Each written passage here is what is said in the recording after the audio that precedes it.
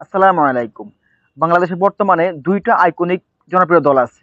একটা বাংলাদেশ জাতীয়তাবাদী ছাত্রদল বিএনপির, দ্বিতীয়টা বাংলাদেশ জামায়াতে ইসলামীর বাংলাদেশ ইসলামী ছাত্র শিবির। এই ২ টি দল বাংলাদেশে বর্তমানে খুবই জনপ্রিয়। এখন বিষয় হচ্ছে এই দলের ভিতরে কি কোন শয়তান ঢুকছে? উত্তর হচ্ছে হ্যাঁ। জনপ্রিয় এই ২ টি দলের ভিতরে অনেকগুলো শয়তান অলরেডি এন্ট্রি নিয়েছে এবং সেই শয়তানরা কারা এটা সবাই জানে। এতদিন ধরে আমাদের বিএনপির ছাত্রদল যেভাবে ছাত্র শিবিরের পিছনে লাগছিল, তাতে আমার মনে হচ্ছিল যে আসলে বিষয়টা একটু বাড়াবাড়ি হচ্ছে।